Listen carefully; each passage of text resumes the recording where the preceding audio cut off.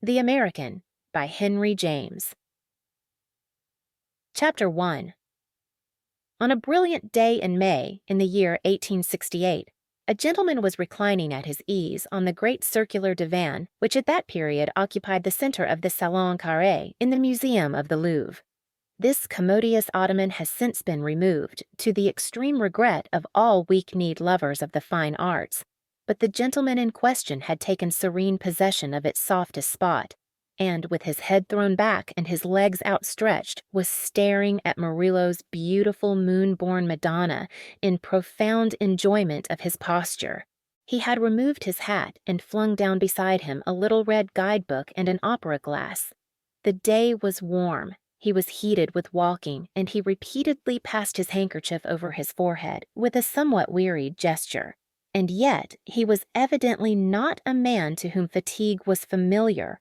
Long, lean, and muscular, he suggested the sort of vigor that is commonly known as toughness. But his exertions on this particular day had been of an unwonted sort, and he had performed great physical feats which left him less jaded than his tranquil stroll through the Louvre. He had looked out all the pictures to which an asterisk was affixed in those formidable pages of fine print in his Baedeker. His attention had been strained and his eyes dazzled, and he had sat down with an aesthetic headache. He had looked, moreover, not only at all the pictures, but at all the copies that were going forward around them, in the hands of those innumerable young women in irreproachable toilets, who devote themselves, in France, to the propagation of masterpieces. And if the truth must be told, he had often admired the copy much more than the original. His physiognomy would have sufficiently indicated that he was a shrewd and capable fellow, and in truth he had often sat up all night over a bristling bundle of accounts, and heard the cock crow without a yawn. But Raphael and Titian and Rubens were a new kind of arithmetic, and they inspired our friend for the first time in his life with a vague self-mistrust. An observer with anything of an eye for national types would have had no difficulty in determining the local origin of this undeveloped connoisseur, and indeed, such an observer might have felt a certain humorous relish of the almost ideal completeness with which he filled out the national mold. The gentleman on the divan was a powerful specimen of an American, but he was not only a fine American, he was in the first place, physically, a fine man. He appeared to possess that kind of health and strength which, when found in perfection, are the most impressive, the physical capital which the owner does nothing to keep up. If he was a muscular Christian, it was quite without knowing it. If it was necessary to walk to a remote spot, he walked, but he had never known himself to exercise. He had no theory with regard to cold bathing or the use of Indian clubs. He was neither an oarsman, a rifleman, nor a fencer. He had never had time for these amusements, and he was quite unaware that the saddle is recommended for certain forms of indigestion. He was by inclination a temperate man, but he had supped the night before his visit to the Louvre at the Café Anglais. Someone had told him it was an experience not to be omitted, and he had slept none the less the sleep of the just. His usual attitude and carriage were of a rather relaxed and lounging kind, but when under a special inspiration, he straightened himself. He looked like a grenadier on parade. He never smoked. He had been assured, such things are said, that cigars were excellent for the health, and he was quite capable of believing it, but he knew as little about tobacco as about homeopathy. He had a very well-formed head, with a shapely, symmetrical balance of the frontal and the occipital development, and a good deal of straight, rather dry brown hair. His complexion was brown, and his nose had a bold, well-marked arch. His eye was of a clear, cold gray, and save for a rather abundant mustache, he was clean-shaved. He had the flat jaw and sinewy neck which are frequent in the American type, but the traces of national origin are a matter of expression even more than of feature, and it was in this respect that our friend's countenance was supremely eloquent. The discriminating observer we have been supposing might, however, perfectly have measured its expressiveness, and yet have been at a loss to describe it.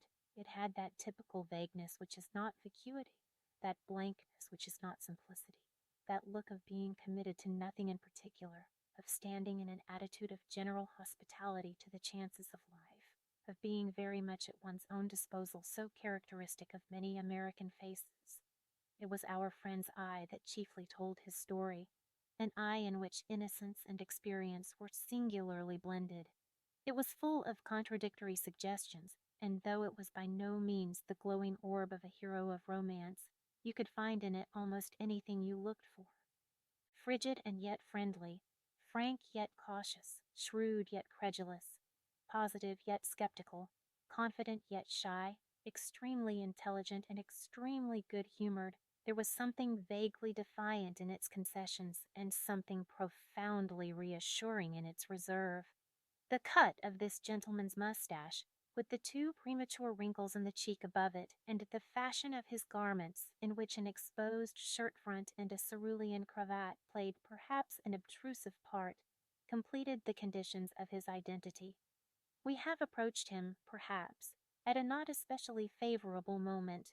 He is by no means sitting for his portrait, but listless as he lounges there, rather baffled on the aesthetic question and guilty of the damning fault, as we have lately discovered it to be, of confounding the merit of the artist with that of his work, for he admires the squinting Madonna of the young lady with the boyish coiffure because he thinks the young lady herself uncommonly taking. He is a sufficiently promising acquaintance. Decision, salubrity, jocosity, prosperity seem to hover within his call. He is evidently a practical man, but the idea in his case has undefined and mysterious boundaries which invite the imagination to bestir itself on his behalf. As the little copyist proceeded with her work, she sent every now and then a responsive glance toward her admirer. The cultivation of the fine arts appeared to necessitate, to her mind, a great deal of by-play, a great standing off with folded arms and head drooping from side to side, stroking of a dimpled chin with a dimpled hand, sighing and frowning and patting of the foot, fumbling in disordered tresses for wandering hairpins.